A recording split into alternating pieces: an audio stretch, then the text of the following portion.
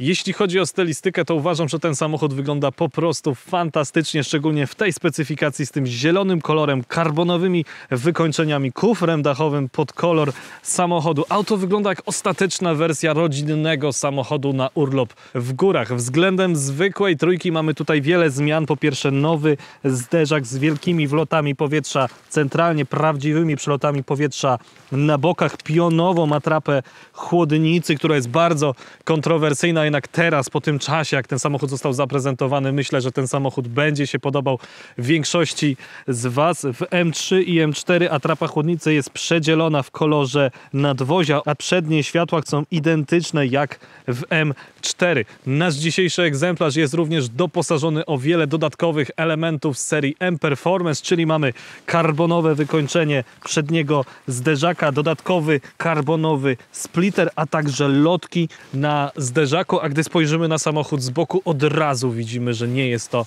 zwykła trójka Touring. Nadkola z przodu i z tyłu zostaje poszerzone o dodatkowe 4 cm, dzięki czemu auto jest bardziej muskularne. Są również dodatkowe nakładki na progi, specjalne lusterka z serii M, atrapy bocznych przelotów powietrza, a także nowe felgi. 19 cali z przodu, 20 cali z tyłu, odmieniony układ hamulcowy z tarczami o rozmiarze 380 mm z przodu i 370 mm z tyłu, a z przodu znajdziemy również 6-tłoczkowe hamulce. To, co mi się bardzo podoba, jak widzicie, logo BMW jest idealnie tak, jak powinno być. Za niewielką dopłatą możemy zamówić specjalne dekielki, dzięki czemu nasze logo BMW zawsze będzie tak, jak powinno być. Kiedyś było to zarezerwowane tylko dla marek luksusowych. Tył tego samochodu to chyba najlepsza perspektywa, aby podziwiać design. Względem trójki kombi w M3 znajdziemy większy spoiler dachowy z zawinięciem. W naszym egzemplarzu dodatkowe lotki na szybie, zderzak z ogromną atrapą dyfuzora wykonaną z włókna węglowego, 4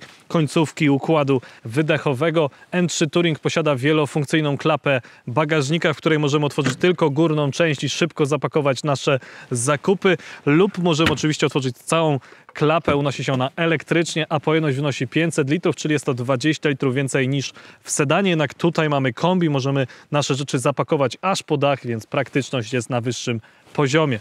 A jeśli chodzi o sam bagażnik, to po pierwsze nie mamy tutaj żadnego progu załadunkowego. W naszym egzemplarzu mamy opcjonalną gumową podłogę, więc de facto mamy próg załadunkowy, jednak jest to opcjonalne wyposażenie. Po lewej stronie mały schowek odgrodzony siateczką, po prawej stronie uchwyt na zakupy, gniazdko 12V, oświetlenie LEDowe po obu stronach, są również uchwyty na siatki. Dodatkowe oświetlenie znajdziemy na klapie bagażnika. Tutaj również jest miejsce dedykowane na trójkąt ostrzegawczy. ostrzegawczy. To, co mi się bardzo podoba w każdej trójce w kombi, to wielofunkcyjna roleta, która może być w tej pozycji do pakowania naszych rzeczy. Możemy sobie ją zablokować w ten sposób i mieć zakryty bagażnik, lub możemy ją całkowicie schować, a następnie otworzyć dodatkową siatkę, jeśli będziemy pakować rzeczy aż po dach. Przemyślany projekt i bardzo praktyczny na co dzień.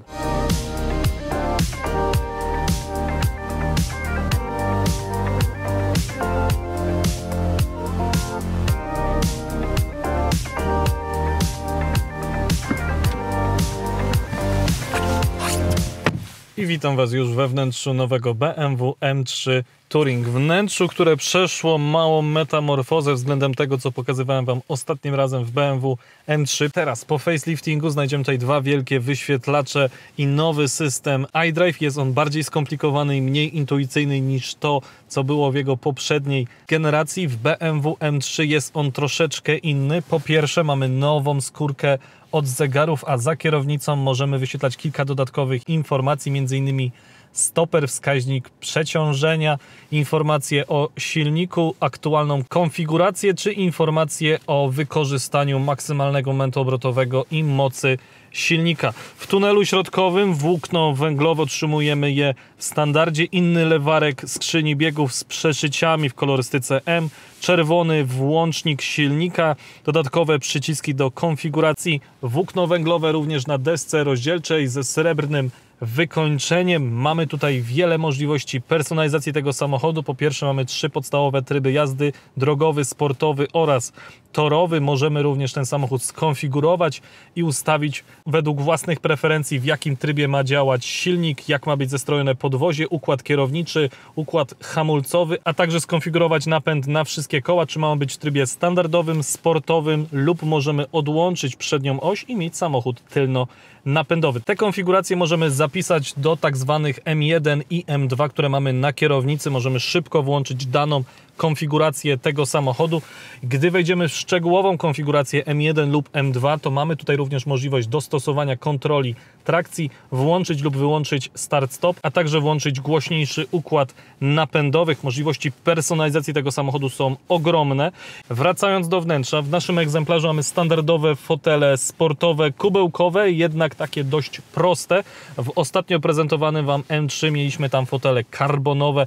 Były naprawdę wyjątkowe, świetnie trzymały w zakrętach, jednak wymagają one dopłaty kilkudziesięciu tysięcy złotych, więc trzeba się poważnie zastanowić, czy na pewno potrzebujemy mieć aż tak sportowe fotele. W BMW M3 otrzymujemy również nową kierownicę wykończoną włóknem węglowym z przeszyciami w kolorystyce M. Opcjonalnie może być ona podgrzewana. Z tyłu karbonowe, ogromne łopatki do zmiany biegów. Opcjonalnie możemy mieć również specjalne pasy z przeszyciami w kolorystyce M. Pozycja za kierownicą bardzo niska, ilość miejsca nogi w porządku, również nad głową mieszczę się bez najmniejszego problemu. W M3 siedzimy dużo niżej niż w standardowej trójce. Kierownicę możemy dostosować według własnych upodobań. Mamy tutaj szeroki zakres regulacji kierownicy. Całościowo wypada to naprawdę bardzo pozytywnie. Możemy poczuć się tutaj wyjątkowo, jednak cały czas jest to bardzo praktyczny samochód, jak standardowa seria 3, czyli w tunelu środkowym mamy 2 miejsca na napoje, port USB, ładowarkę indukcyjną,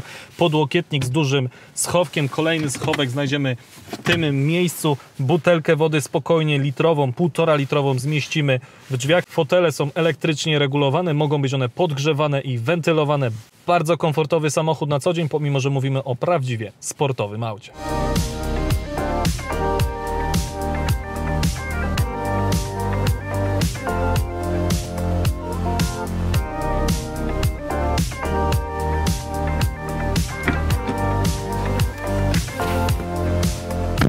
Z tyłu również mamy tę samą piękną tapicerkę jak z przodu. Jakość materiałów również na bardzo wysokim poziomie. Ilość miejsca na nogi dość niewielka i w porównaniu z sedanem, który prezentowałem Wam jakiś czas temu, tam mieliśmy karbonowe fotele, które zajmują mniej miejsca, więc mieliśmy automatycznie w drugim rzędzie siedzeń więcej miejsca na nogi.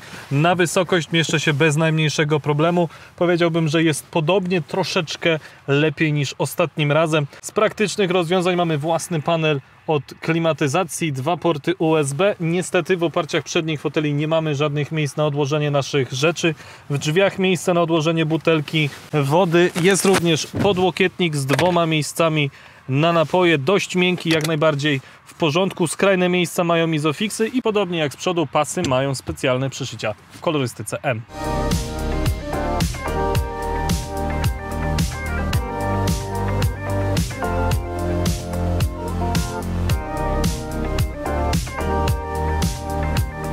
I witam Was już za kierownicy nowego BMW M3 Touring. Pod maską tego samochodu pracuje znany 3-litrowy, 6-cylindrowy silnik rzędowy o mocy 510 koni mechanicznych i 650 Nm maksymalnego momentu obrotowego. Napęd przekazywany jest na wszystkie koła i jest to jedyna konfiguracja, jaką możemy kupić. To auto nie występuje z napędem wyłącznie na tylną oś, jednak tak jak mówiłem Wam wcześniej, możemy napęd na przednią oś odłączyć, ale zawsze kupujemy samochód z napędem na wszystkie koła i zawsze mamy 8-stopniową skrzynię automatyczną. Prędkość maksymalna jest ograniczona elektronicznie do 250 km na godzinę, a czas do setki to 3,6 sekundy, a więc 1/10 sekundy wolniej niż w przypadku sedana. Warunki niestety mamy mocno średnie, jednak oczywiście sprawdzimy, jak ten samochód przyspiesza ze startu zatrzymanego. Przełączyłem się już w tryb M2, który skonfigurowałem pod siebie, a także włączyłem tryb torowy, więc teraz włączmy tryb automatyczny. Jak widzicie, na ekranie pojawiły nam się dodatkowe wskaźniki. To oznacza, w jakim trybie ma pracować skrzynia biegów, ponieważ w M3 możemy skonfigurować, jak szybko ma ona zmieniać biegi. Włączymy tryb najszybszy i sprawdźmy, jak to auto przyspiesza ze startu zatrzymanego. O, ja cieszę.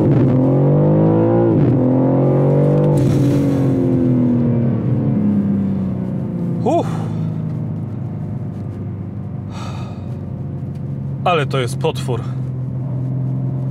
Ogromnie żałuję, że nie jesteśmy teraz na jakimś zamkniętym lotnisku, abyśmy mogli się tym samochodem pobawić. Niestety nie możemy, a to auto potrafi naprawdę bardzo dużo.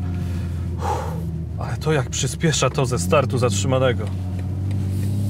Wow! Gdy rok temu nagrywałem dla Was test M3, nie reagował on aż tak sprawnie jak to dzisiejsze kombi. Ten samochód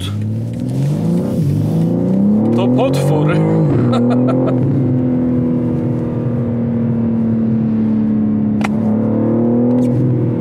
Natychmiast. Ostatnim razem właśnie narzekałem, że ten samochód nie reaguje. I to ma jeszcze dźwięk. Kurczę, aż gęba się cieszy.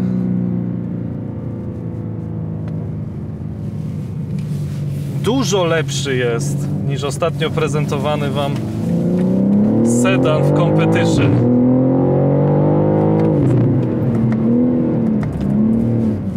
Układ hamulcowy również genialny.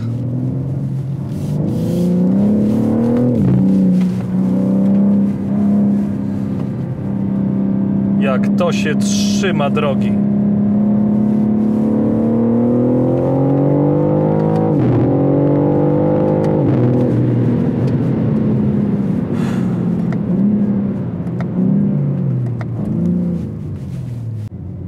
Wow, jestem pod wrażeniem, ponieważ ostatnim razem, gdy jeździłem M3, ona nie powodowała u mnie aż tak ogromnego uśmiechu na twarzy. To był fantastyczny samochód, był genialny. Jeździłem nim kilka dni i wspominam je bardzo pozytywnie. To był genialny samochód, który powodował ogromny uśmiech na twarzy. Jednak tutaj mam po prostu w tym momencie cały czas banana na mordzie, bo to jest fantastyczne auto. Dużo lepsze. Po faceliftingu teraz nie wiem, co BMW tutaj zmieniło, jednak ten samochód po prostu jeździ lepiej, reaguje szybciej. Pomimo że jest teraz w wariancie kombi, który jest cięższy, który jest wolniejszy na papierze, który powinien być gorszy. A okazuje się być lepszy. Nie dość, że mamy genialne osiągi, fantastycznie wyglądający samochód, to jeszcze w dodatku mamy kombi, niesamowicie praktyczne auto na co dzień. Konfigurując samochód do jazdy bardziej komfortowej, czyli zawieszenie sobie zestroimy na komfort, ustawimy skrzynię biegów, aby jechała bardziej spokojnie, to jest to niesamowicie przyjemny samochód do codziennej jazdy. Oczywiście jest on obniżony, ma on większe felgi, a w takiej konfiguracji jak nasza z tą liczbą karbonu bałbym się nim jeździć po Łodzi. Jednak mimo wszystko jest to samochód, który daje ogromną frajdę zza kierownicy, ma genialną dynamikę, świetnie się prowadzi, potrafi naprawdę szokująco dobrze iść bokiem na torze, a w dodatku mamy tutaj praktyczne kombi do codziennej jazdy, do wyprawy z dzieciakami na wakacje w góry, szczególnie w takiej konfiguracji jak nasza, z tym boksem dachowym. Po prostu to jest fantastyczne auto, jestem wręcz zszokowany i bardzo pozytywnie zaskoczony, bo spodziewałem się, że kombi będzie gorsze. Ale nie, kombi jest lepsze.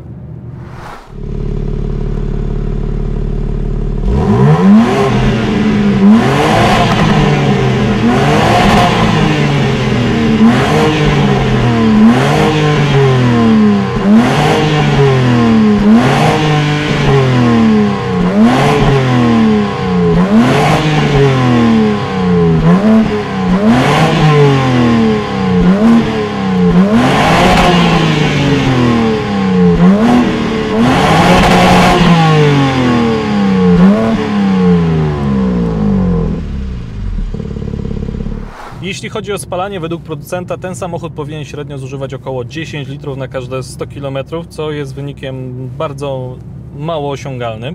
Podczas codziennej jazdy normalnej w mieście powinniśmy mieć spalanie na poziomie około 15-16 litrów na każde 100 km.